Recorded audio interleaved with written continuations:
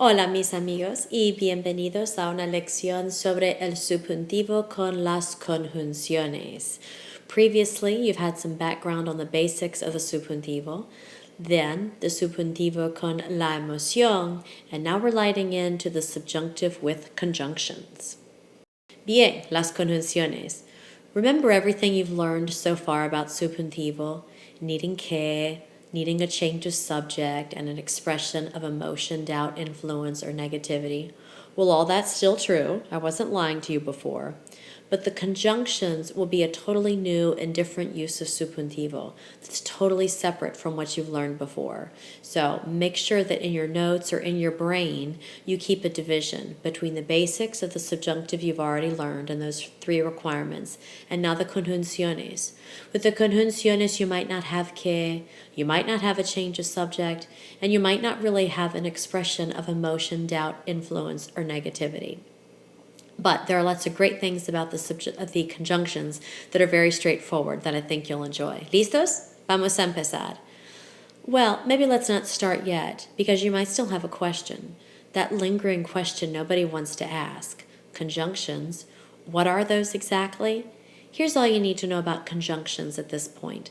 Conjunctions don't want to be alone. They want to hang out together. They like to join together. They like to party and have a good time. They don't want to be alone. Conjunctions will be those words or expressions that link ideas together in your expression. And that makes you sound a whole lot smarter, a whole lot more developed in your communication, and I know you're ready to get started with that. Las conjunciones y el subjuntivo. Bien, here are some conjunctions, clase, that you'll first need to memorize as vocabulary, and the meaning is right here in front of you on the screen. And then you'll need to remember the fact that each and every one of these conjunctions always requires the use of the subjuntivo. And you might be thinking to yourself, give me a break, really? They always take the subjunctive? That sounds pretty easy. Exacto. All you need to do for now is memorize that these expressions always require the subjuntivo. Let's take a look at them. En caso de que, sin que, con tal de que, antes de que, para que, and a menos de que. So every single time you see one of these expressions in Spanish, you should immediately follow it with the subjuntivo. This sounds pretty important. What's a way that we could remember it? Well, check out the mnemonic device I've created for you here with escapa, which means escapes. Escapa. We know that these expressions always take subjuntivo, so you could say to yourself, un ratón siempre escapa. A mouse always escapes, ¿verdad? To link the idea of always with these expressions. En caso de que, sin que, con tal de que, antes de que, para que, and a menos de que, escapa. Let's look at some examples of these always conjunctions in action. Te llamamos mañana antes de que salgas. Antes de que is an always conjunction, so it's immediately followed by presente del subjuntivo. La profe está en su oficina en caso de que los estudiantes tengan preguntas. En caso de que is an always conjunction. It's followed by a verb in the presente del subjuntivo, tengan. No hay buenos resultados sin que hagamos sacrificios. Sin que is an always conjunction, so it's followed by a verb in the presente del subjuntivo. What do these three sentences mean? The first one, we'll call you tomorrow before you leave. See, there's kind of an unknown there. You haven't left yet. We don't know for sure that you'll make it out the door or what time it will be. Think about that unknown part of subjunctive. La profe está en su oficina en caso de que los estudiantes tengan preguntas. The professor is in her office in case the students have questions. They might not have any questions. Everything might be fine. Maybe the profe can sit in her office and eat Hershey Kisses all day, but we don't know what will happen. It's an unknown. No hay buenos resultados sin que hagamos sacrificios. There are no good results without making sacrifices. Así es, sin que is an always conjunction, so we have to use the subjuntivo. If you memorize escapa, all of these should make sense to you. Bien, now that we've dealt with the always, let's look at some conjunctions that sometimes require the use of the subjuntivo. So a couple things to look at here. These are our sometimes conjunctions, and let's look at the list of them before anything else. These conjunctions sometimes take subjunctive. Hasta que, tan pronto como, cuando, después de que, en cuanto.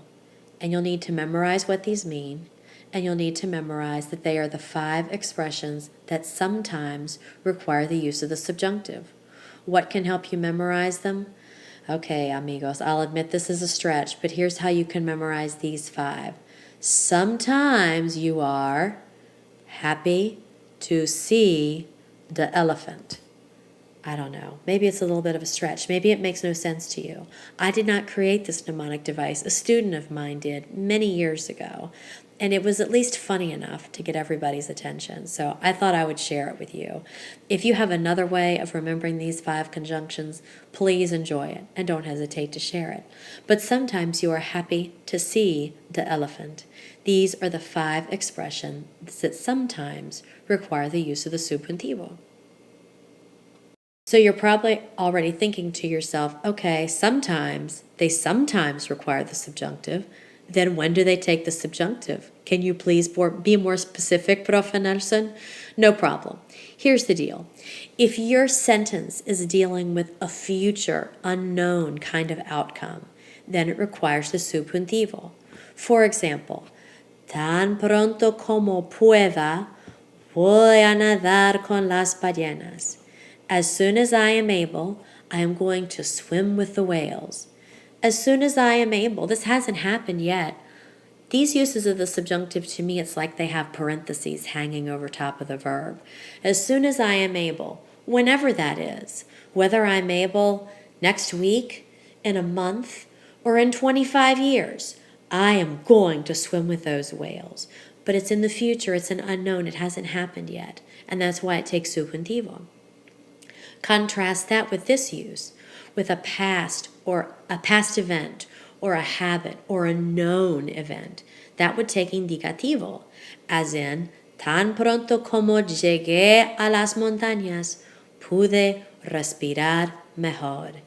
As soon as I arrived in the mountains, I was able to breathe better. This event has already happened, and you know that because of pude, for one thing, in the other part of the sentence. I was able to breathe better. The action is done. So this is a great example of how the same expression, tan pronto como, uses subjunctive sometimes, but uses the indicative, specifically the pretérito, other times. Sometimes as soon as refers to the future, to an unknown event, in which case it takes subjuntivo. But sometimes, as soon as, refers to something that's already happened, or it's a habit or a known. And in that case, it takes the indicativo. Bien, let's look at some more examples with sometimes conjunctions. Voy a llamarte después de que Miguel se vaya. I've put all my subjunctive verbs in blue here to help you recognize them. And notice, voy a llamarte, I am going to call you, points to the future. That's how you know that it's an unknown. And of course, después de que is a sometimes conjunction. That's what leaves us making this decision. Contaminan los ríos cuando construyen nuevos edificios. Well, we've got another sometimes conjunction, so we have a choice to make here. Are we going to use subjunctive or not? Well, let's look at the meaning of the sentence. They contaminate or they pollute the rivers when they construct new buildings. That's not an unknown, that's a habit. That's a known outcome. They pollute the rivers when they construct new buildings. So that's why it's construyen, which is indicative, not subjunctive. Debes leer hasta que entiendas la idea. Well, we're dealing with a sometimes conjunction, so the question is our sentence referring to a known or an unknown? You ought to read until you understand the idea. Well, Who knows when you're going to understand the idea? There are my parentheses hanging up there. You might understand the idea in 10 minutes. You might understand the idea in 2 weeks. It's an unknown, so that's why it's subjuntivo. Elisa me llamó tan pronto como le dijeron las noticias. Tan pronto como is a sometimes conjunction. So let's think about it. Are we dealing with something known or unknown? Elisa called me as soon as they gave her the news. Perdón. Elisa called me as soon as they told her the news. So it's a sentence in the past. Therefore, it is known, and that's why subjunctive is not used. The indicative is used instead, specifically the pretérito. So let's take a look at some sentences that have conjunctions that either do or do not require the use of the subjuntivo. And I would encourage you on this slide to push pause and really sit down and think about whether each sentence uses subjunctive and why it does or why it doesn't. And the first step is always to look at the conjunction that is used. For example, el primero, los estudiantes miran sus apuntes antes de que venga la profesora. Antes de que is an always conjunction. Easy. That's why subjuntivo is used. Venga la profesora. Voy a comer ahora en caso de que is another always, no haya comida en la reunión. Haya is the presente del subjuntivo of I, by the way, in case that slipped your mind. Lola estudia mucho para que saque buenas notas. Para que is an always conjunction. Don't you love these always? And therefore it's saque presente del subjuntivo. No vi la foto hasta que Felipe la mencionó. Hasta que is a sometimes. And note that this sentence is in the past with verbs like vi and mencionó. So there's no subjunctive because it's known. It's already happened. I didn't see the picture until Felipe mentioned it. Cuando vengas a mi casa, debes traer un pastel de chocolate. Well, cuando is a sometimes. So is this sentence referring to a known or an unknown? To a past or a future? Cuando vengas a mi casa, debes traer un pastel de chocolate. When you come to my house, whenever that is, whether it's today, tomorrow, or not for 5 years, you should bring a chocolate cake. That's great advice, by the way. Me encanta el pastel de chocolate. So when you get to my house is an unknown. You haven't done it yet. That's why the subjunctive follows cuando. And finally, fuimos al hotel después de que llegamos a Madrid. Después de que is a sometimes conjunction.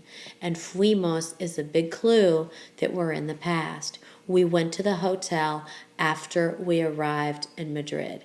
Everything here is done, so there's no subjunctive. It's a known sentence. It's a known action. Bien, something to watch out for. Ojo, watch out. Preposiciones. Have you ever learned this rule along the way in your Spanish studies? Prepositions are always followed by an infinitive. I've told lots of people that along the way and given examples like antes de dormir me cepillo los dientes. There's a preposition, it's followed by an infinitive. Estudio para tener éxito. Para is a preposition, tener is an infinitive. And this is still absolutely true, by the way. When you see a preposition, you follow it by an infinitive. But note the difference between that structure and what we are learning right now in this lesson. Antes de que duerma, me cepillo los dientes. Antes de que is an always conjunction for the subjunctive. So duerma is in the subjunctive. Estudio para que tenga éxito. Para que is an always, so tenga. Notice the difference that que makes when it goes in there. It makes it so that the preposition is no longer being followed by an infinitive. As you look at this, you might think to yourself, okay, but what are some prepositions I should be looking for? Here are some of our most common prepositions in daily communication. De, en, con, por, para, sin, a, and they are always followed by an infinitive. Bien, let's slide into some real practice with this clase. Here are 8 excellent sentences that I'd like you to push pause and really take your time with, considering whether they employ conjunctions that always or sometimes require the subjunctive, and if it's a sometimes conjunction, be thinking about whether the sentence in general refers to a known outcome, which would be indicative, or an unknown outcome, which would be subjuntivo. Take your time, even go back in the presentation and review, and then you can check yourself. Gracias. Okay, amigos, here you have some respuestas for those 8 review activities. For each one, I've given you the answer. I have pointed out the conjunction and whether it's an always or a sometimes. And if it's a sometimes, I've given you explanations like, oh, look, it was a past event. It was known. Or it was a sometimes event, it was a habit or a known, etc. So take your time with these, and as always, feel free to be in touch with if you have questions about this, and you're going to get some more practice with it in your tarea as well. This is just a first step in getting to know el subjuntivo con las conjunciones. Keep in mind that this can be fun too, clase. Check out this one. Katie tenía un sueño. Cuando sea mayor, quiero ser Catwoman. Y su sueño se hizo realidad. I know, hey? Notice this expression, cuando sea mayor, when I am big, when I am older one day, and it hasn't happened yet. It's an unknown outcome. That's why it's sea coming after cuando, hey? Cuando sea mayor, quiero ser Catwoman. Y su sueño se hizo realidad, and her dream became reality. Probably not the kind of Catwoman she had in mind, ¿verdad? Vale, clase. Muchas gracias. Hasta la próxima. Nos vemos.